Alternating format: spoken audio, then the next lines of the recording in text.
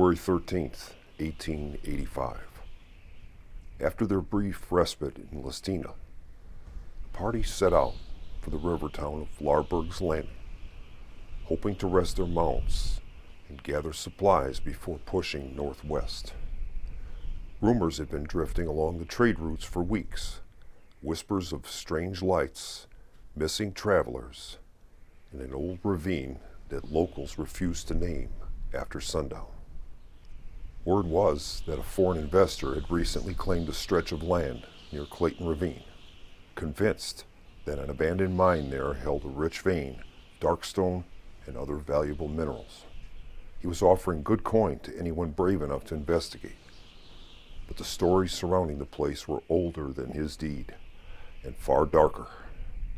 People had vanished in those marshy gullies for decades, and the folk of Larberg's Landing spoke of the ravines as if they were haunted, or worse, cursed. Hello everyone, this is Keith from the Solo Gamers Club and welcome to my channel. Tonight we're going to be continuing with our campaign playthrough of Alone in the Shadows of Brimstone. This is Season 6 and this is Episode 7. Our posse has just arrived in the river town of Larberg's Landing. And as soon as they ride into town, they smell something that doesn't smell too good. It seems that this town stinks to high heaven.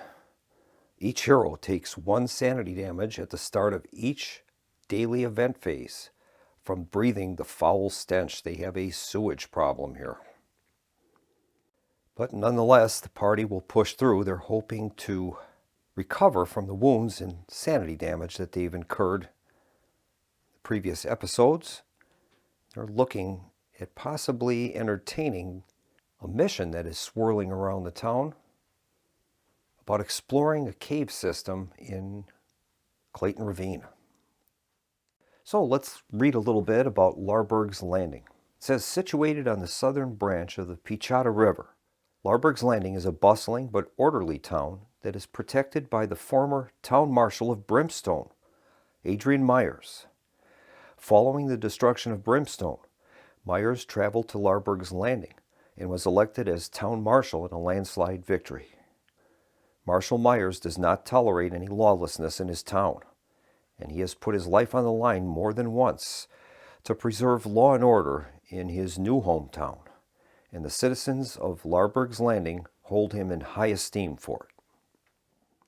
So Larberg's Landing is a large town, and it has a specialty, and that's a river town.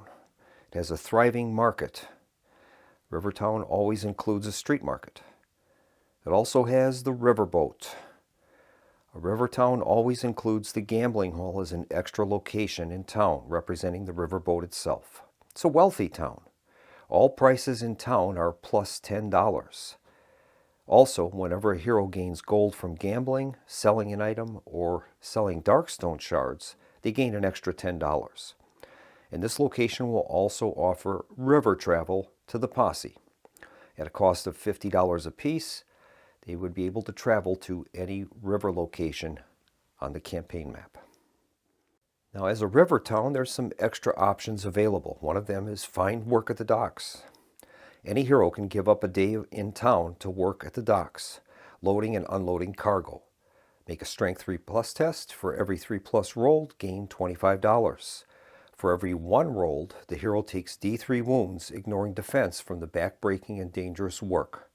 A hero may not work 2 days in a row at the docks. Then we have Black Market Alley. At the start of the town stay, we're going to roll 3 dice. For each roll on a 1, 2, or 3, we're going to get a gear card. On a 4, 5, or 6, we'll draw a world card and draw an artifact from that world. These 3 items are available for purchase at the street market by any hero as first come, first serve. If more than 1 hero wants to buy the same item on the same day, the hero with the higher luck has the priority. Each item can be purchased at a cost of D6 times $25 plus the printed value on the card. Treat the printed value as 0 if none is listed. The D6 times $25 variable portion of the cost should be rolled for each item separately and should be re-rolled on each different day that the hero is at the street market, as prices in the black market fluctuate. This price includes the plus $10 for being a river town. So the town of Larberg's Landing has a sewage problem, and each of the characters is going to take a sanity damage as a result of that at the start of our daily events draw. So everybody is going to be gaining 1 sanity damage. So we'll mark each of them with an extra sanity damage, something we'll have to try to correct. And we'll begin with the die roll for the Black Market Alley. We're going to roll 3 dice, and depending upon the results, it'll either be a gear card or an artifact from a specific world. Okay, here's the roll. All right, we've got a 4, 5, and 6. So that is going to end up being 3 artifacts from other worlds. So I'll take care of that off camera, and we'll see what items are available during this town stay. And those special items are revealed to be from the canyons, the Targa Plateau, and the swamps of Jargona. We've got Ghost Paint, $150. Discard to use. Until the end of the adventure, gain the keyword tribal, and all enemies are -1 on their 2 hit rolls against you. Pretty interesting. We have a deflection field, $525. Use 1 Darkstone to activate the deflection field until the end of a fight. Armor 4+. And then finally, we have a stone tablet.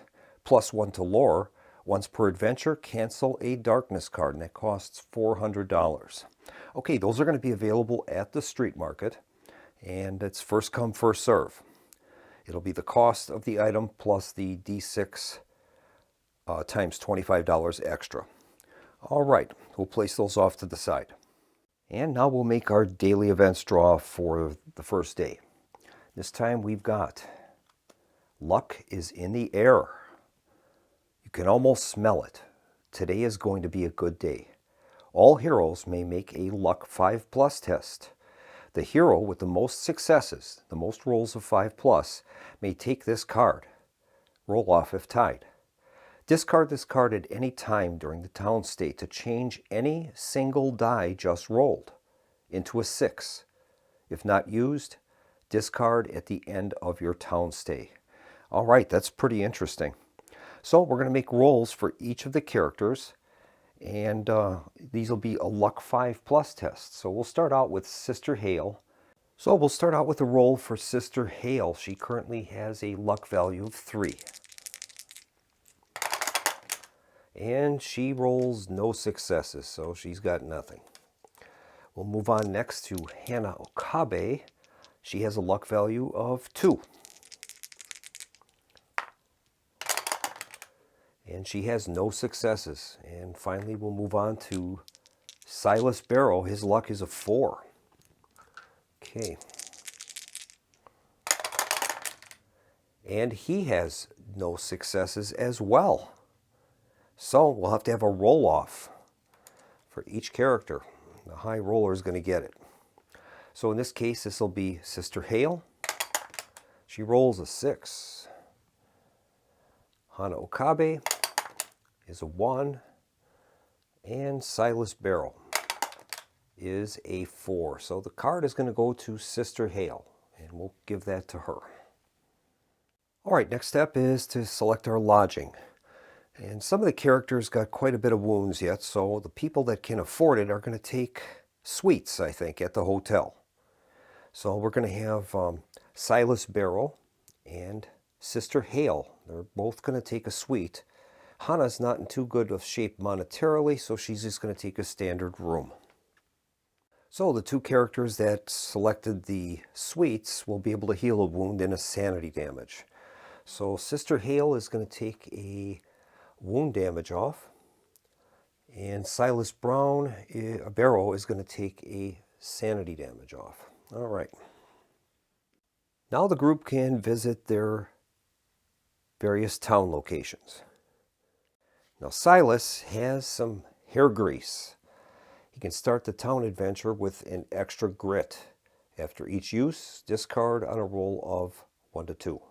So he's going to use his hair grease. He'll fix himself up for this large town in anticipation of some good things. So we'll make a roll and see if he can keep the hair grease. He cannot, so the hair grease is used up. But he does start with an extra grit token for the adventure. And we'll give Silas an extra grit. All right, now we have to decide on what the posse members are going to do in Larberg's Landing. Sister Hale is kind of concerned about healing and trying to get some holy supplies possibly. So she's going to move, I think, to the church today. Would make sense. Silas has a hallucination condition. And that's something he might want to try to get rid of. Anytime you would draw a loot card, roll a d6. On a roll of 1, you instead take 1 sanity damage, ignoring willpower, as you recoil from hideous visions. So he's going to try to get rid of that, I think. And probably the best place to do that would be at the church, but we'll have to take a closer look at that. And I think, yes, he is going to accompany Sister Hale to the church.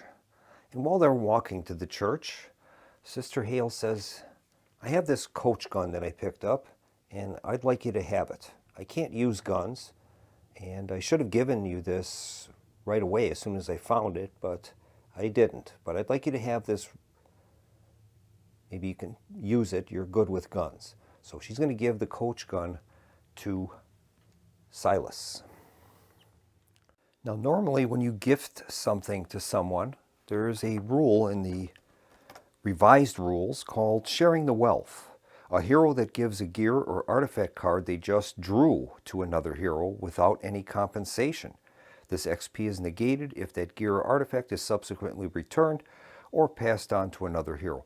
You gain 15 XP. Well, she didn't exercise that when she first got the weapon, so we won't be able to give her 15 XP, but that's what would normally happen. And finally, for Hana Okabe, she's kind of in monetary problems here. She's only got $45. So she is going to go work on the docks. And what she's trying to do is save up enough money to go to the street market and purchase some fire sake. That would definitely be a help to her. In addition, as you know, Japanese people love onsens, so she would love to go to the bathhouse at the street market, but she's going to need some cash for that. So she's going to go work on the docks. And so we'll start out with Hana, and we'll find out about her finding work at the docks. She's going to give up her day in town to work at the docks, loading and unloading cargo. She's going to make a strength 3+ test. And for every 3+ rolled, she's going to gain $25. For every 1, she's going to take D3 wounds, ignoring defense. All right, I think before she ends up finding work at the docks, she is going to use her tonic. And that is going to allow her to gain a grit token. She currently doesn't have any grit, so I think that would be a good thing for her. So we're going to give her a grit token, and she's going to spend her tonic. So we'll make her roll at the docks. Strength 3+ test. She has a strength of 3. All right, she's rolled 2 3s and a 1. All right, so at this point, she would earn $50, but she's going to take D3 wounds. So I think what she'll do is she's going to spend the grit that she just got. She's going to re-roll one of the failures. We'll do that. And she rolls a 3, so she's got 3 successes. That's going to give her $75 in cash with no damage. That's great. So after completing the backbreaking work, loading and unloading ships at the dock, she will return to the hotel. Now we'll move on to the church. And we've got both Sister Hale and Silas Barrow at the church. Now each of them are going to have to roll on the location event chart. And sometimes those events will carry over for other people that are at the location. So sometimes it's not so good if you get a bad roll. But we'll start out with Silas Barrow's location event roll for the church. Okay, he rolls a 7, and that is Faith to the Forsaken. The preacher's fiery oratory echoes through the mostly empty church. No event.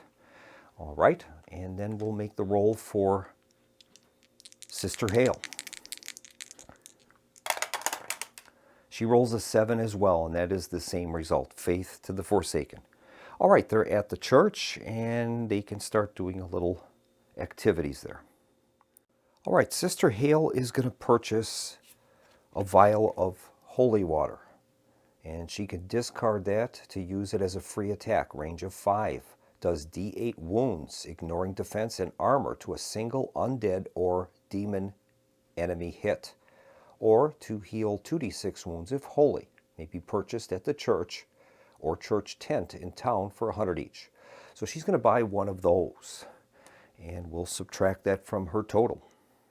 And so she's going to gain a holy water for her side bag. That'll put her side bag up to maximum capacity. Now, Sister Hale already has Spirit Armor 5+ for the next adventure, and that resulted from an encounter roll she had in Listina. So I think what might be good for her is to try to get an Aura of Endurance. It's a blessed aura. Costs $200. She would make a Spirit 4+ test to successfully receive the aura. If successful, for the next adventure, she would have Armor 5+. So I think she will do that. She has a Spirit level of 4, so she can roll 4 dice for the test, and she would need to get a 4+. So she's going to pay the $200 and make the roll.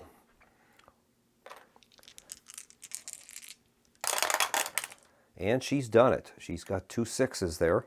So that's going to also give her Armor 5+ for the next adventure. So I'm going to give her the Aura of Endurance card. Now there's another item that is available to holy heroes like she is. It's called Scroll of Protection. It's $250. Discard to cancel a darkness card on a roll of D6 of 3+. That would be nice. She can afford it, but that would put her down to about $10 left in her active cash. So I don't know. I think she's going to do it. She's going to purchase the Scroll of Protection for $250, and that's going to leave her with just, she's got $55 in cash left, so that's not too bad. So we're going to get her a Scroll of Protection. So I'll give her the Scroll of Protection, and I just have to remember to use these since I have them. Okay, I think that is going to finish her activities at the church, and she's going to return back to the hotel and rest.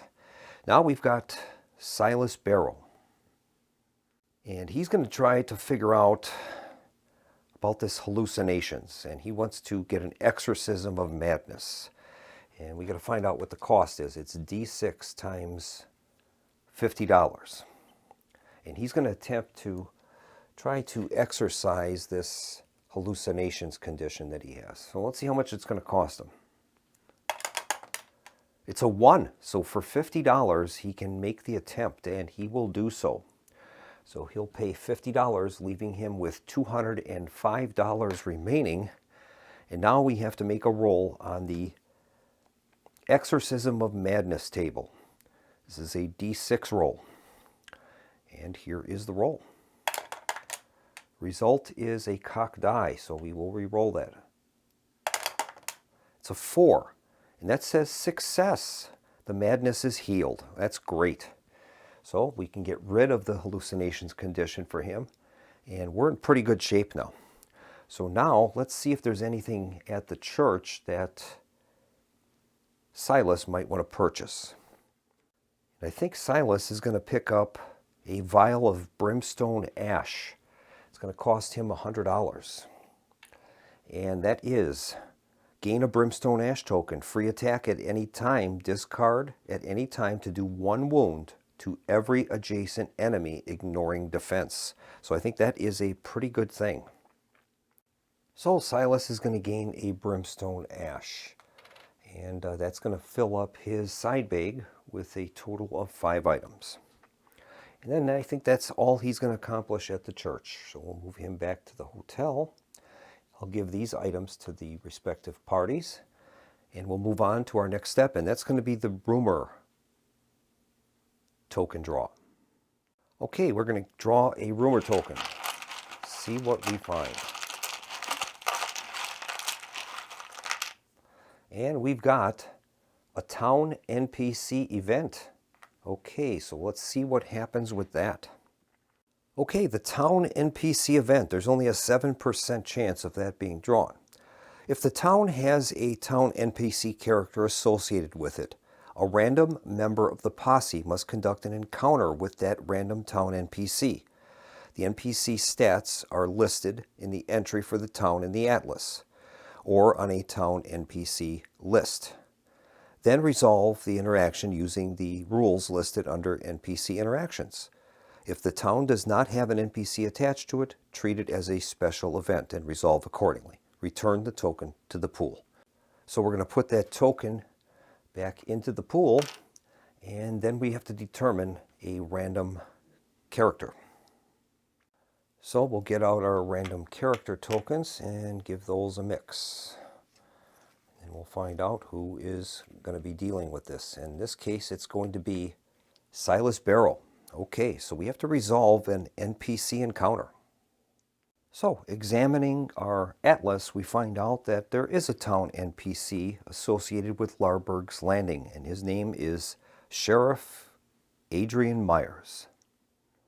And so we're going to resolve an NPC interaction between Silas and the town sheriff or town marshal Adrian Myers. First thing we do is we determine what the NPC's starting alignment is, and in this case he's neutral. So looking under the alignment starting modifier, we find out neutral is 0. So we're going to place our token on the 0 space of that interaction resolution chart. Next, we have to check the cunning values of each of the characters. In this case, Adrian Myers has a cunning of 2, and Silas has a cunning of 4. So whoever has the higher value gains +1 on the chart. So this would be +1 favoring Silas Barrow. He's at +1 right now on the resolution chart. All right, next we're going to roll a d6, and we're going to move the marker to the left, which is favoring the NPC by that amount. Here's the roll. Result is a 3, so we move that 3 boxes to the left. Currently it's at -2. And now finally the hero is going to roll a die. And we're going to be moving that marker to the right on the track for the result. Now the hero can spend a grit to re-roll the die. And here is Silas Barrow's roll. He rolls a 5, so we're going to move that marker 5 to the right. 1, 2, 3, 4, 5. And we finish the NPC encounter with a result of +3. So checking the NPC encounter table for +3, we find out that the result is the NPC has developed a more favorable attitude towards the hero, and they offer assistance. Roll once on the NPC help table. All right, and then it says increase the NPC's alignment 1 column to the right. So from now on, the next time that we would encounter Adrian Myers, he won't be neutral, he is going to be friendly. And we'll be getting a +1 modifier to start any further NPC encounters. So now we are going to roll a d8, and we're going to consult the NPC help table. And we'll see what happens. Okay, here is the result. The roll is a 7, and it says the NPC provides you with personal support, knowledge, and training. Gain d6 times 25 XP. That is awesome. So we're going to get a d6 out, multiply that by 25, and that is what Silas Barrow is going to earn from his encounter with Adrian Myers. He rolled a 5.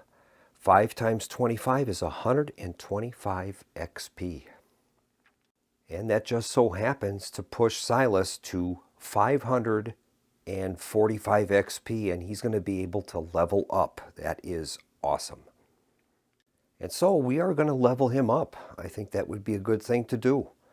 He's currently at level 1, which is our starting level.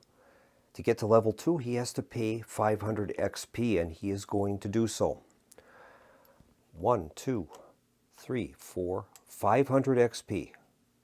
And now he is level 2. Next, he gets to roll for his free upgrade bonus. Each hero class has a free upgrade bonus chart. Whenever your hero levels up, you get to roll 2d6 on the chart to determine your random bonus. This is in addition to choosing a new ability for your hero. So we're going to make a 2d6 roll and consult our upgrade bonus chart. And we'll see what upgrade Silas is able to attain. Okay, here is the roll. And he rolls a 6, and that says +1 cunning or +1 spirit. Also gain d6 sanity. That is awesome. Well, currently, Silas has a cunning of 4 and a spirit of 2. So we could either push our cunning to up to 5 or increase his spirit to 3. And I think we'd probably be better served to spread that out a little bit. So I'm going to move him up to spirit 3. And in addition, he's going to be able to roll a d6, and we're going to move a permanent increase to his sanity of d6. Let's hope we can get a good roll here. And he rolls a 4, and that is going to move his sanity level up to 18. That is awesome. And finally, we get to choose the gunslinger's upgrade from his chart. What's going to happen is we have to pick a category, either shooting, showmanship, way of the gun, or reputation. And then that would be an advancement along that path. The way of the gun would give us this ricochet shots. We would start with up to 2 ricochet shots in our 6-shooter. That's interesting. All right, those ricochet shots, if we chose the way of the gun, say to discard a ricochet shot, to choose a target without regard to range, line of sight, or being adjacent to it. A ricochet shot token may be used in addition to any other type of specialty ammo for the same shot. That's interesting. Now also, another thing that we have to consider is this silver bullet shot. A gunslinger hero with at least one ability from the Way of the Gun upgrade path may now start the adventure with up to 2 silver bullet shots. That would be another advantage to taking the Way of the Gun upgrade. So let's take a closer look at each of those categories. So the first one is the shooting category, Cool Hand. At the start of any fight, you may reduce your initiative by 3 to gain +1 shot with a single-handed gun, and we would be +1 to maximum grit. Showmanship is catchphrase. Once per adventure, you may say your catchphrase to immediately heal 2d6 wounds or add d6 damage to one of your hits. Wow. Then we have the ricochet shots that we spoke about. And then finally, reputation categories, Hushed Whispers. You now start every adventure and town stay with an extra grit. All right. Well, this is a tough decision, and the decision we make will also affect us in further upgrades once we would be moving up to the 3rd level. So it's a big decision. Well, this is one of those times where I wish I could gain the insight of my viewers, and if they could guide me as to what to do, but unfortunately I'm in the middle of the playthrough. I have to make this decision on my own. So I'm going to think about this for a moment, and then I'll come back and let you know what I decide on. As I was taking a break to think about the upgrade chart, I remembered that this is a wealthy town, and all prices in the town are plus $10. So I've adjusted that for all of our characters, all their purchases, and including the hotel stay. So I just wanted to bring that up to the viewers. So I've adjusted that. I am caught between basically two of them. And one of them is the showmanship and the other one is the way of the gun. Once per adventure, you may say your catchphrase to immediately heal 2d6 wounds or add d6 damage to one of your hits. That would be quite useful, especially since Silas only has a health of 10. And then it's the way of the gun. We'd be able to gain the 2 ricochet shots along with 2 silver bullets if we chose. So I don't know what to pick. Well, I think I'm going to select the way of the gun, and we're going to get the up to 2 ricochet shots in our 6-shooter and up to 2 silver bullets if we choose. So we're going to go with that. And what an outstanding turn of events for us with that NPC encounter. That changed a lot of stuff. Okay, next in the list is our end of day. We're going to have to do a check for a town event. All right, our town events is at 1, so only on a roll of a 1 will we have a town event. The result is a 6, so no town event. We'll move that up to 2. Then we can decide if we're going to stay another day or not, and I think we will. So each of the characters, since we've decided to stay, is going to have to deal with the sewage problem again, and each of them are going to gain 1 sanity damage. So we'll give each of them a sanity damage. That is going to move Sister Hale up to 5. Hana Okabe will be at 9. And Silas Barrow will be at 6. All right. Now we'll draw our town daily event. This time we've got market prices down. Time has passed since the last demonic attack and everyone is a little more at ease. All prices in town are minus $10 to a minimum of 10. That's great. So we're back to normal prices now. The wealthy town won't apply to us. So each of them are going to gain a room in the hotel, and that'll cost them $10 apiece. That's great. All right, so our lodging is completed. Now we can visit our town locations. And I think the only character that is going to go out on the town today is going to be Hana Okabe. She is going to visit the street market, and she's hoping to get to the bathhouses, the onsen. The other 2 are going to remain in the hotel, and they're going to rest. So we'll start out with our resting characters, and we will roll for Silas Barrow. He gets a D3 worth of healing. He rolls a 2. All right, so he's going to heal 2 sanity damage. No, we'll take the 2 wounds. I think that's better. He's only got 2 of 10 now. We'll do it that way. Next is Sister Hale, and we'll see how much healing she gets. And she rolls a 3, and she'll get 3 points of healing. I think she's going to take 2 sanity healing and 1 wound. So that'll move her to 2 of 12 and 3 of 12.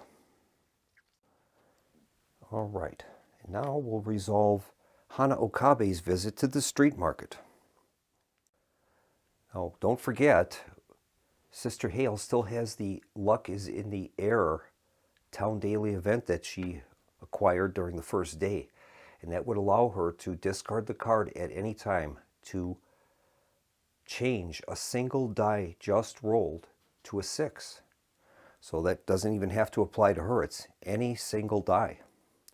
So we could use that during this stay here. So we'll make a roll for Hana on her location event. Result is a 6, and that's hogs and horse thieves. Dark and foreboding, the back alleys of the street market stink of fish and filth. Smells like home. No event. Okay. And I think Hana is going to visit the bathhouse. That's going to cost her $50. She'll pay $50, and that allows her to heal a peril die worth of wounds or sanity, any mix, and gain 10 XP. So Hana got 10 XP, and we'll get a peril die out and see how much healing she can get. Okay, here is the roll. She rolls a 3, so she can heal 3 points. And I think we're going to take that on 2 points of sanity damage. Well, yeah, maybe 3 points of sanity damage. We'll do it that way. Okay.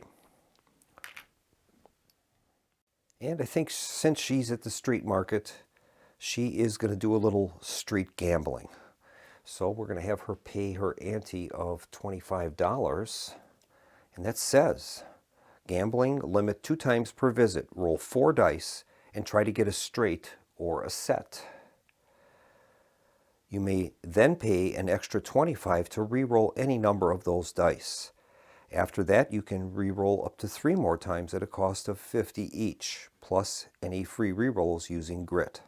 Note that this is an exception to the rule that prevents the same die from being re-rolled more than once. When finished rolling, if you have a straight or a set, gain the following.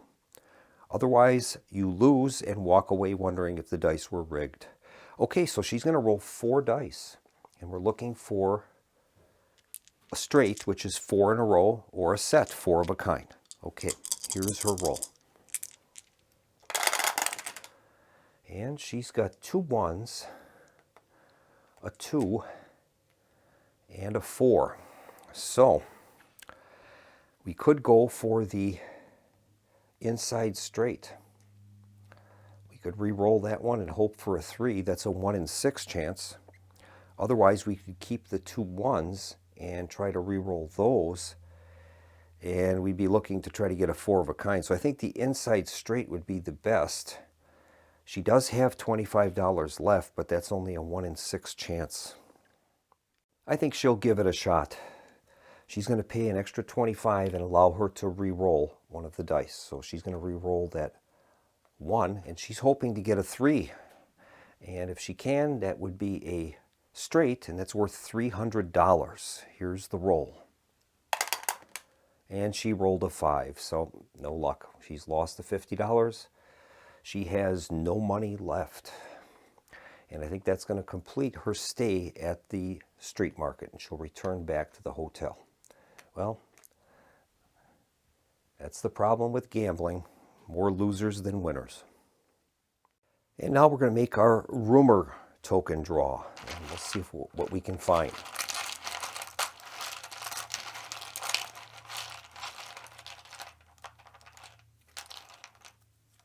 And this time we've got a Scafford Gang mission. They're getting away. Let's see what that's about. All right, I'll bring the Scafford Gang mission up on the screen, and it says it's them, the Scafford Gang. They just robbed the bank, and now they're getting away. Chasing the Scafford Gang out of town, you race through the canyons hot on their heels. Turning a bend, you see them dismount from their mutant horses and disappear into a mine entrance with all their ill-gotten gains. Okay, the mission would be set up at a standard mine entrance. So I'll let you look at this, and we're going to find out where this is going to take place. So we'll go to the campaign map. So we'll get out our mission location table, and we'll make a D20 roll to see where this mission is going to transpire. If it's a location that already has a mission token, we'll be re-rolling. So here's the roll. The result is a 16, and that is the Tombs. So we're going to be placing this mission at the Tombs. That's kind of a long ways away. So I don't know if we're going to be taking that mission. Okay, our next step in the town stay is the end of day roll. We're currently at a 2. So on a 2 or 1, we will have a town event. The roll is a 2. So we're going to have a town event. We'll move that down to a 1. Now what I could do is automatic. I think I will do that. I'm going to use the Luck is in the Air card. And that allows us to change any single die just rolled to a 6. So that's what we're going to do. We'll use it up, and we will not have a town event. That would move it then up to a 3. But we're going to be leaving town. We're riding out. But before leaving town, the posse meets with the foreign investor that is offering a job to travel to Clayton's Ravine to map and clear the mine of unsavory squatters. He will pay each hero $50 times the number of steps on the depth track. If the posse marker is on 10 or greater, each hero will earn 300, 50 times 6. So our posse has decided to undertake the exploration mission at Clayton's Ravine. So the posse is going to head north-northwest, and they're going to travel along this trail going towards Clayton Ravine. And we'll move to the Overland Travel Board. So our posse takes to the road once again. We've already decided on our travel path, and that's going to be a light brown path moving towards a waypoint north of Larberg's Landing. Next, we're going to set up our guide, and we're going to have Sister Hale be the guide, and our other two posse members will follow behind. We're not in any rush to get there, so she's going to take a normal pace. Next, we're going to do our supply check. We're currently at full supply, so we'll be using a D10 for the roll. And we're looking for anything except a 1 or 2. Result is a 6, so our supplies are holding out just fine. Next, we move to our travel hazards. And we're going to be rolling a D8 on the light brown column, and we'll be receiving a +1 because we're mounted. Here's the roll. Result is a 5, and that is going to be modified to a 6. A 6 on the light brown path is no travel hazards, but we have to check for a mount injury. So what we have to do is come up with a random character and then make a roll to see if that character's mount had an injury. So we'll shuffle up our tokens and see who is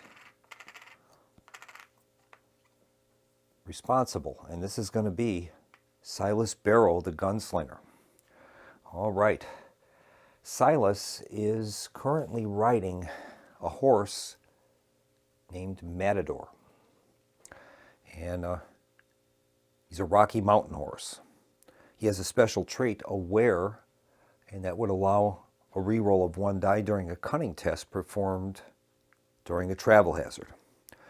Now we have to look at our normal pace, and it says mount injuries will occur on a D20 roll of 1 to 3. So we're going to get out a D20, and on a 1 to 3, that is going to indicate that his horse had some type of injury, a broken ankle or whatever the case is, and it'll force the horse to be put down. So we'll have to hope that we don't have that. Here is the roll. The roll is a 13, and Matador is okay.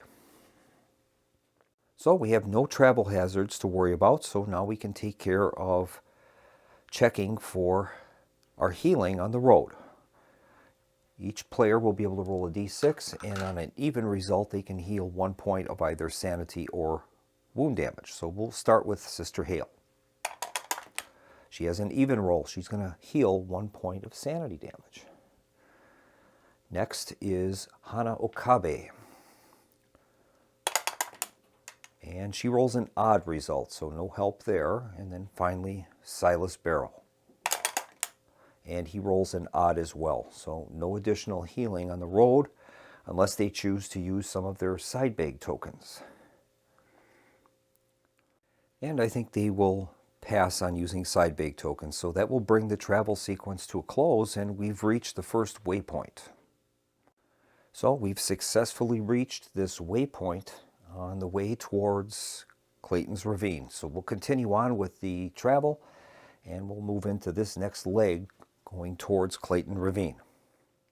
Okay, I'm going to keep the same guide. We'll have Sister Hale as our guide, and she'll keep the same pace. We'll go with a normal pace. Incidentally, I just remembered Silas Barrow received that extra grit token from the hair grease that he used, but that was only good for being in town. He never ended up using that, so he doesn't actually keep that. That is only for use during the town stay. Okay, so now we're going to take care of our supply check. Anything but a 1 or 2. And that's a 4, so no problems there. And next we'll do our travel hazard roll. D8 plus 1 for mounted. The roll is an 8. That's modified to a 9. And a 9 on the light brown is no hazard, so we're in good shape. We'll take care of our healing on the road now, starting with Sister Hale. That's an even, so she can heal 1 point, and I'll have her heal a wound damage. Next is Hana Okabe. She has an odd result, no help, and Silas Barrow. He has an even, so he's going to take, I think, 1 point of wound damage off, and that will be the extent of their healing, and we have arrived at Clayton Ravine. So the posse successfully arrives safely at Clayton's Ravine, and they are going to undertake the basic mission, Exploration. Now, as that is a basic mission, that is returned to the draw cup. If it was a specialized mission, such as Caverns of Cinder, Hunt for Liquid Darkstone, that mission would be removed from the campaign permanently. And so I think we're going to end the video here, and we'll begin the next video, episode 8, with our exploration in Clayton Ravine. So this is Keith from the Solo Gamers Club signing off and wishing everyone a pleasant evening. Good night.